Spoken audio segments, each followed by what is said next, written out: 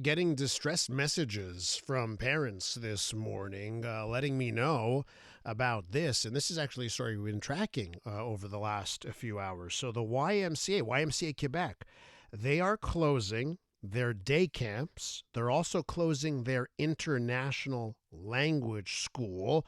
Why are the YMCAs of Quebec cutting back on programs that aren't part of their core mission? Let's try and find out here. Pascale Audette joins us, President and CEO of the YMCAs of Quebec. Welcome to the program.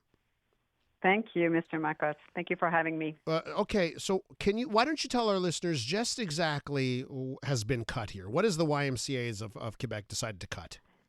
Yes, thank you. Thank you for giving me a chance to offer some explanations here. So we've basically, the YMCA has supported and is accompanying every year about 80,000 people, and so in different sectors of activities, which are all core activities. I want to make sure this is clear.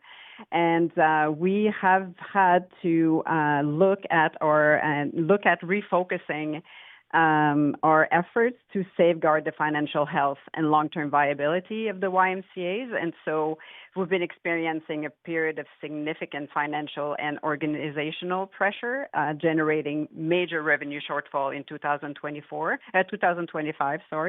And so we've had to make those decisions and review our programs processes. So the sudden revenue loss have forced us to look at the entirety of our programs. So you are right. We are closing the YMCA International Language School as of December this year. And we will not be continuing our day camps, excluding our summer camp in Saint-Sauveur. That's Canawana. That's staying. And we are adjusting some fitness and aquatic activities, and also progressively ending involvement in about 11 community programs of the 40 we are currently offering. Okay, let's talk about those programs that are getting cut here. And let's take it maybe program by program. On the day camps, one thing that I've already seen, like I've seen reaction online, like they're talking about it on Reddit, they're talking about it all over the place, right? And I've seen people, say that they love the programs. They send their kids there. Like there is a genuine admiration and love of the programs. Now I know now financially you may be losing money on the programs. Was there any thought to increase the price? Because it seems like people love these day caps so much. Maybe they would be able to dig in. Everything's gotten more expensive, by the way. So maybe they'd be able to spend more money to keep these programs alive. I think I'll consider one thing that I would like your listeners to know and understand is we've not taken this decision lightly at all.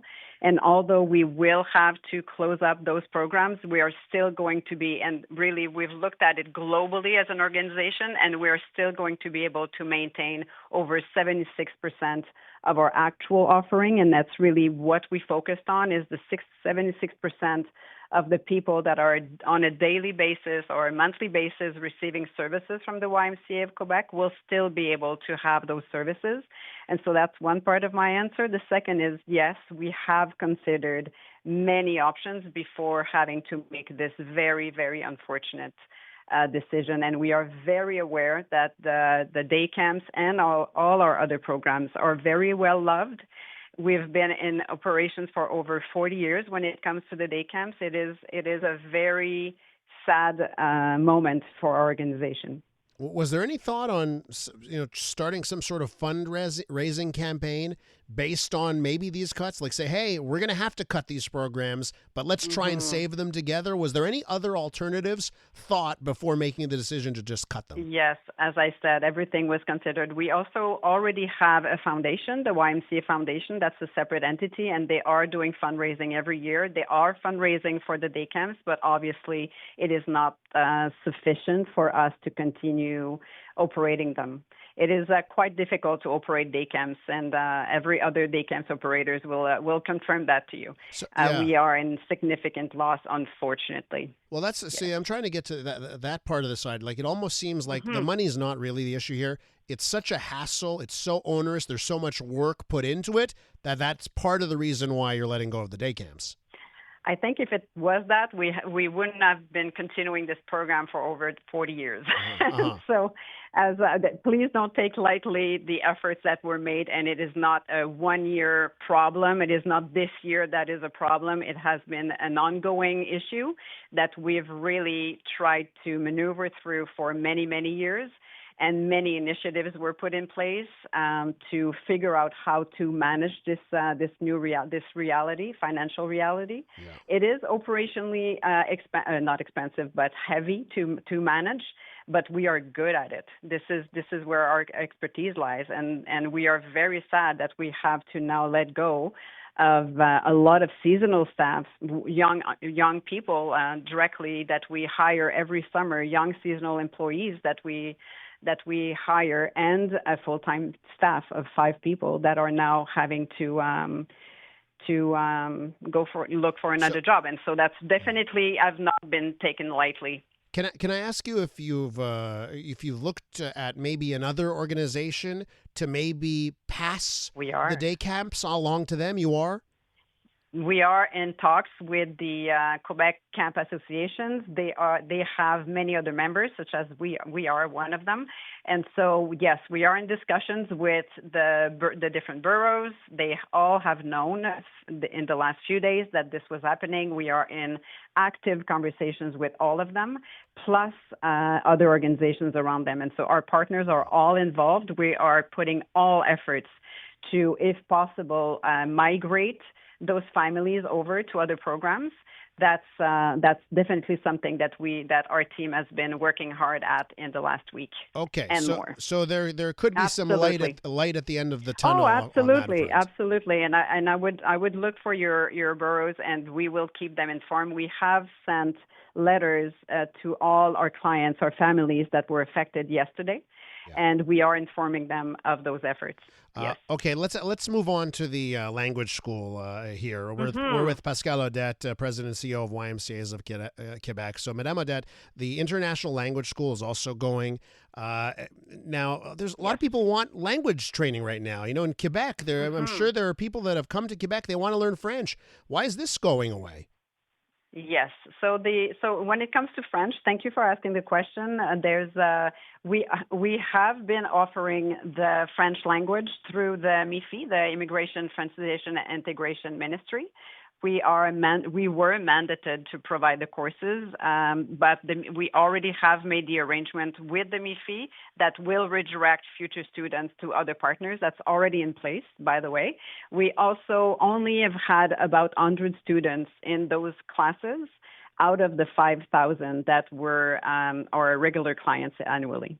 And so the French part is not such a big issue as saying goodbye to, again, one of our big part of our organization. And this year we are celebrating the 60th year of this great sector of activity for the YMCA. So it is very sad, and we know we are really, our heart goes out to the families, to the clients, obviously, but also to our dear employees.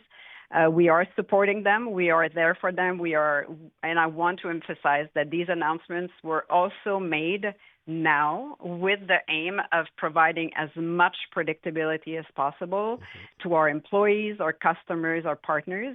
And obviously, as I said, we remain completely available to collaborate for an easy transition, including really specific support for our employees.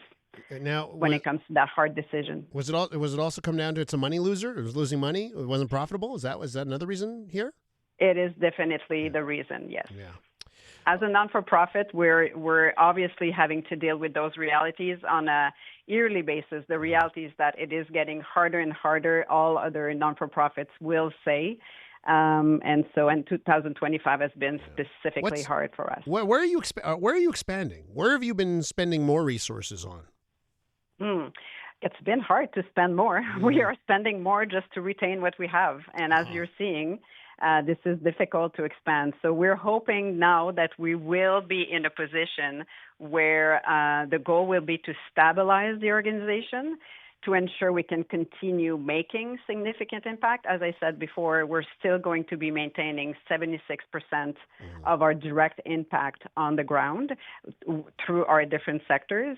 And the goal after stabilizing, hopefully we will be in a place where we would be growing stronger and providing more support and value for our communities. I have to leave it there. I want to thank you so much for your time this morning. Thank you so much for having me, Mr. Macas. Have a good day. You too. That's Pascale Audette, President and CEO of the YMCAs of Quebec. I'm Dylan Playfair. And I'm Tyler Smith. We're putting loneliness in the penalty box by talking to some of our favorite athletes about the importance of friendship. This is Bromance. Bromance is brought to you by Charm Diamond Centers, proudly Canadian-owned and operated. Charm has been part of your love stories and bromances for over 50 years. And you can find Bromance on the iHeartRadio network or wherever you get your podcasts.